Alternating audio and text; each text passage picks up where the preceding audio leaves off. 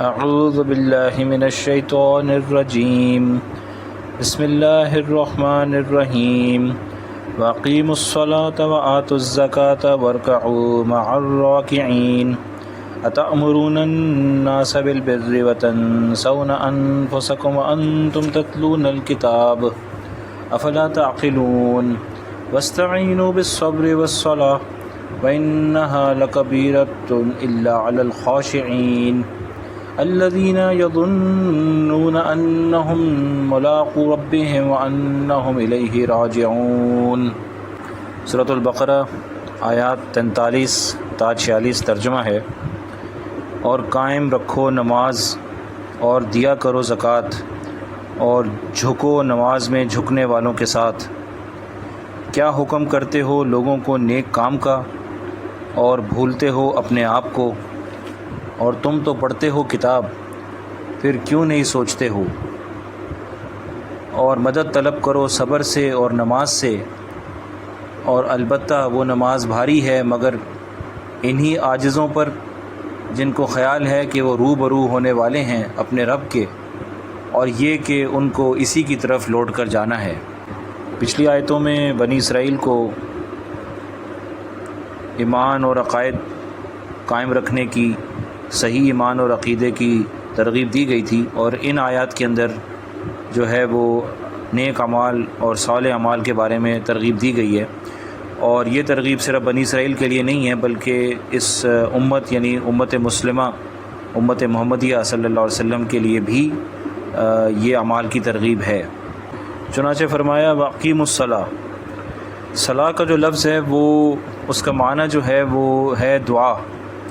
لیکن اصطلاح میں یعنی شریعت میں وہ ایک مخصوص عبادت کے لیے استعمال ہوتا ہے جو اللہ جل شانہ نے مسلمانوں پر فرض کی ہے، اور نماز ہر امت پر فرض کی گئی ہے۔ صرف محمد صلی اللہ علیہ وسلم پر نماز نازل نہیں کی گئی، بلکہ ہر امت، جتنی بھی امتیں آئی ہیں، جتنے بھی نبی آئے ہیں علیہ الصلوۃ والسلام، سب کے لیے نماز کی عبادت کرنا جو ہے وہ یعنی ان کے لیے اس کا حکم تھا کہ وہ نماز کی عبادت کریں۔ اقیمو کا لفظ جو ہے وہ اکثر جب قرآن کریم میں نماز کا تذکرہ آیا ہے تو یعنی صلاۃ کا، تو اقیمو کے ساتھ آیا یعنی قائم کرو، اور صرف ایک یا دو جگہ غالباً نماز کا بغیر اقیمو کے لفظ کے تذکرہ آیا ہوگا۔ تو اقیمو کا مطلب سمجھنا ضروری ہے۔ اقیمو کا مطلب ہوتا ہے سیدھا کرنا، یعنی قائم کرنا، یعنی اب کوئی جو عمارت اپنی بنیاد پر، پلر پر قائم ہے، اور اسی طرح درخت جو ہے اپنے تنے پر قائم ہے تو سیدھا ہوتا ہے، اور قائم کیے بغیر جو ہے وہ چیز ٹیڑھی میڑھی ہوتی ہے، بلکہ اس کا وجود بھی جو ہے وہ ٹھیک نہیں ہوتا۔ تو اسی طرح نماز کو قائم کرنے کا مطلب یہ ہے کہ نماز کو مردوں کے لیے باجماعت پڑھنا، اور ہر حال میں مسجد میں جا کے باجماعت پڑھنا، چاہے بندہ جو ہے وہ کسی بھی حالت کیفیت میں ہو، چاہے گھر میں ہو، چاہے دفتر میں ہو، چاہے کہیں آ جا رہا ہو اپنے شہر میں، تو جب بھی نماز کا وقت ہوگا تو نماز باجماعت پڑھے گا اور مسجد میں پڑھے گا اگر مرد ہے۔ اور دوسری اس کا مطلب یہ ہوتا ہے کہ نماز کو بہت دھیان سے، خشوع اور خضوع سے پڑھا جائے، جس کی تفصیل انشاءاللہ بعد میں آئے گی، یعنی سکون سے، دل کے سکون کے ساتھ نماز کو پڑھا جائے۔ اور تیسری چیز یہ ہے کہ نماز کے جتنے بھی فرائض واجبات ہیں اور نماز کے اندر مستحبات ہیں وغیرہ وغیرہ، وہ سارے احکامات ان کو سیکھا جائے اور ان کی نماز پڑھتے وقت ان کی پیروی کی جائے، ان کا خیال رکھا جائے۔ تو یہ تین چیزیں جو ہیں یہ اقیمو کے یعنی حکم میں آتی ہیں۔ تو عام طور پہ سمجھا جاتا ہے اقیموا الصلاۃ کا مطلب ہے کہ بس نماز پڑھ لو، جیسے دل چاہو، لیٹ پڑھ لو، گھر پہ پڑھ لو، قضا کر کے پڑھ لو، بس نماز پڑھ لو۔ تو یہ جو بات ہے یہ غلط ہے۔ آگے فرمایا وآتوا الزکاۃ۔ اب زکوٰۃ جو ہے تو اس کے جو لفظی معنی ہے وہ یہ ہے کہ ایک تو ہے پاک کرنا، اور دوسرا ہے کہ بڑھوتی یعنی بڑھنا۔ تو یہاں پر ہم زکوٰۃ اصطلاح میں یعنی شریعت میں زکوٰۃ اس رقم کو کہتے ہیں جو انسان اپنی جو اس کی جو جمع پونجی ہوتی ہے ایک سال گزرنے کے بعد، اور ضرورت سے زائد پیسہ ہوتا ہے، تو اس کا جو جمع پونجی کا 2.5% اللہ کے راستے میں دیا جاتا ہے، چاہے وہ کوئی بھی مال ہو، کسی قسم کا بھی مال ہو، تو اس کو ہم زکوٰۃ کہتے ہیں۔ اب عام طور پہ جو ہے وہ بہت سارے مسلمان زکوٰۃ کو بوجھ سمجھتے ہیں، الیاذ باللہ۔ اصل میں زکوٰۃ اللہ کی طرف سے رحمت ہے، کیونکہ جب ہم زکوٰۃ دیتے ہیں تو ہمارا مال جو ہے وہ پاک ہو جاتا ہے تباہی سے، اور ہمیں برباد کرنے سے ہمارا مال پاک ہو جاتا ہے۔ تو ہمارے مال کی بھی حفاظت ہوتی ہے اور اللہ بھی راضی ہوتے ہیں اور غریبوں کو بھی ان کا حصہ پہنچتا ہے۔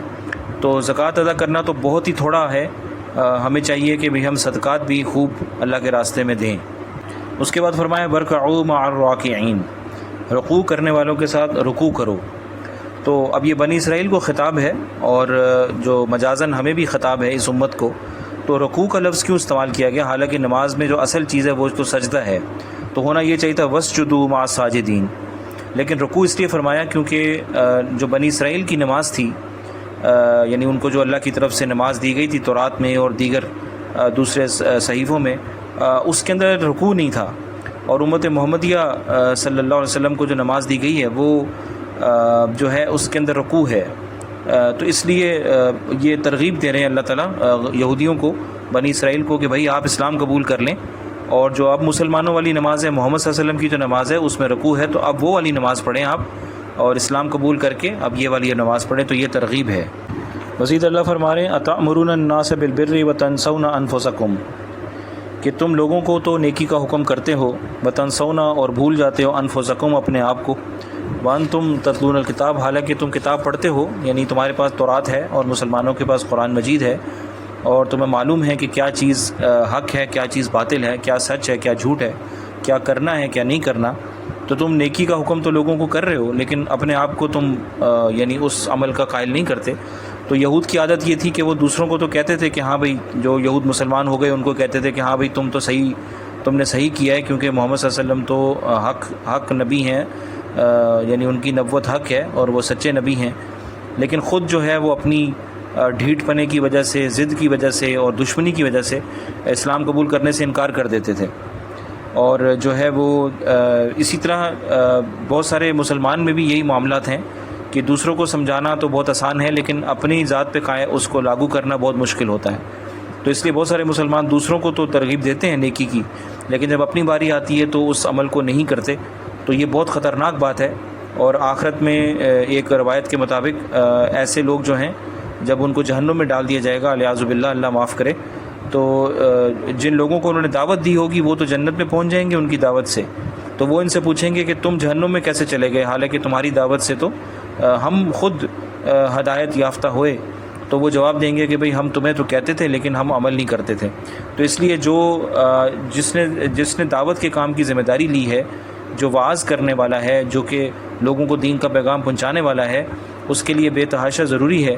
کہ جس چیز کی وہ دعوت دے رہا ہے سب سے پہلے اس کو اپنی ذات پہ لاگو کرے، چاہے اس میں اس کو جتنا بھی وقت لگ جائے، تو سب سے پہلے اس کو سنجیدگی کے ساتھ اپنی ذات پہ لاگو کرے، اس کے بعد پھر اس کو دوسروں کی دعوت کھول کر دے۔ لیکن اس میں یہ بات سر فہرست ہے کہ اگر اس کی ذات میں کوئی ابھی کردار میں کوئی کمی ہے، تو یہ نہ سوچے کہ کیونکہ میرے کردار میں کمی ہے تو میں دعوت یعنی نہیں دیتا جب تک کہ میں ٹھیک نہ ہو جاؤں، کیونکہ اگر ہر آدمی ایسا سوچنا شروع کرے گا تو پھر اس کا نقصان یہ ہوگا کہ کوئی بھی بندہ اللہ کے دین کا پیغام پہنچانے کے لیے تیار نہیں ہوگا، کیونکہ ایسا تو ہو نہیں سکتا کہ ہم گناہوں سے بالکل پاک ہو جائیں اور پھر ہم دعوت یا تبلیغ کا کام شروع کریں۔ تو گناہ تو انسان کے ساتھ چلتے رہتے ہیں، بس ہمیں کوشش یہ کرنی ہے کہ گناہ ہم سے ہٹتے چلے جائیں دعوت کے کام کے ذریعے سے، اور اس کے بارے میں بہت سنجیدگی سے ہم نے اللہ سے مانگنا ہے۔ تو اللہ فرما رہے افلا تعقلون، تو تم کیا سمجھتے نہیں ہو اس بات کو کہ تمہیں جو ہے وہ ضرور نیکی کا کام جو کہہ رہے ہو وہ کرنا بھی چاہیے۔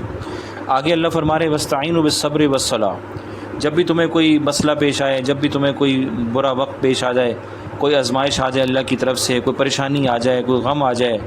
کوئی بہت ہی زیادہ تنگ کرنے والا کوئی معاملہ پیش آ جائے، تو نماز پڑھو اور صبر کرو۔ اس کے اندر فقہا نے تفسیر میں یہ لکھا ہے کہ صبر کرنے سے جو مال کی محبت ہے وہ صبر کرنے سے کم ہو جاتی ہے، کیونکہ صبر کا مطلب ہوتا ہے اپنے آپ کو روکنا، اور مطلب یہ ہے کہ اپنے آپ کو دنیا کی لذتوں سے، دنیا بڑھانے سے، دوسروں کی دنیا دیکھ کر دل میں جو لالچ آتی ہے اس سے بچنے سے اپنے آپ کو روکو۔ تو یہ بہت بڑا کام ہے کہ اپنے آپ کو دلاسا دینا اور اپنے آپ کو قناعت کے اوپر ڈال دینا، اپنے دل کو جو ہے قابو کر لینا، یہ انسان کے نفس کو پاش پاش کر دیتا ہے۔ تو یہ چیز صبر سے حاصل ہوتی ہے۔ جو صابر عورت ہو یا صابر مرد ہو تو اس کو جو ہے نا وہ مال کی محبت اس کے دل سے نکل جاتی ہے۔ جو بھی آزمائش آئے گا، جو بھی آزمائش آتا ہے، تو وہ جو شخص ہے جو صابر ہے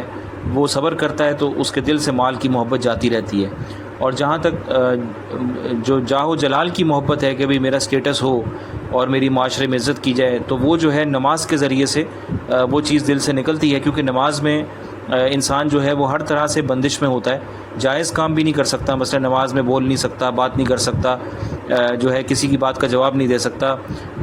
کوئی اور دوسرا کام نہیں کر سکتا، بات چیت نہیں کر سکتا۔ تو اسی لیے نماز میں جو ہے نا بہت ساری بندشیں ہیں، کھا پی نہیں سکتا۔ تو جتنی بھی بندشیں ہوتی ہیں، ایک تو اللہ کے سامنے کھڑے ہونا ہے، پھر عاجزی انکساری کے ساتھ کھڑے ہونا ہے، اور پھر نہ بات کر سکتے ہیں، نہ کہیں دھیان دے سکتے ہیں۔ تو ہر طرح سے نفس جو ہے نا قابو میں آ جاتا ہے۔ تو اس سے یہ ہوتا ہے کہ جو دنیا کی چیزوں کی محبت ہے، جاہ و جلال کی محبت ہے، وہ اس میں کمی آتی ہے۔ اب انسان یہ کہے گا کہ بھئی یہ تو بڑا مشکل کام ہے کہ بھئی میرے پہ کوئی مسئلہ آ گیا، تو یہود سے اللہ تعالیٰ فرما رہے ہیں کہ تمہیں مال کی محبت ہے، جاہ و جلال کی محبت ہے، تو اسلام لاؤ اور صبر کرو اور پھر نماز پڑھو۔ اور آگے اللہ فرما رہے ہیں انہا و انہا لکبیرۃ الا علی الخاشعین، کہ یہ تو واقعی میں مشکل کام ہے کہ تم اپنے آپ کو مال بڑھانے سے روکو، تم اپنے آپ کو دنیا کی محبتوں سے روکو، یہ تو واقعی میں مشکل کام ہے، لیکن الا علی الخاشعین، جو خشوع اور خضوع اختیار کرنے والے ہیں،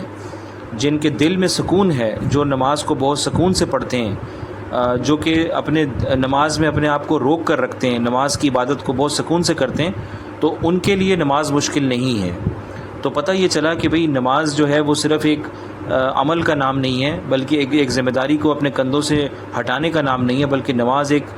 بہت بڑی عبادت ہے جس میں اللہ کے ساتھ ملاقات ہوتی ہے، اور انسان اپنے دل پر قابو کرتا ہے، انسان اپنے دل کو قابو کرتا ہے اور سکون سے نماز پڑھتا ہے، اس کا دل بھی سکون میں ہوتا ہے، اس کا جسم بھی تواضع میں ہوتا ہے، اور اس طرح وہ نماز پڑھ رہا ہوتا ہے کہ جیسے وہ اللہ کے سامنے حاضر ہے اور خوش ہو رہا ہوتا ہے۔ تو یہ کیفیت ہمیں جس کو حاصل ہو جائے تو اس کا دل چاہے گا کہ وہ سارا دن نماز پڑھتا رہے، اور اس کیفیت کو حاصل کرنے کے لیے ہمیں دعا کرنی چاہیے، اور اپنی جو نماز حالیہ نماز ہے اس پر محنت کر کے اس کو بہتر بنانا چاہیے۔ آخر میں اللہ فرما رہے ہیں الذین یظنون انہم ملاقو ربہم وانہم الیہ راجعون، کہ یہ جو لوگ ہیں جن کے دل میں خشوع اور خضوع ہوتا ہے نماز کے دوران، تو وہ لوگ ہیں جو گمان کرتے ہیں کہ ہم اپنے رب سے ملنے والے ہیں۔ پتہ یہ چلا کہ نماز کے اندر سکون، جو سب سے بنیادی عبادت ہے نماز میں، اس میں سکون حاصل کرنے کے لیے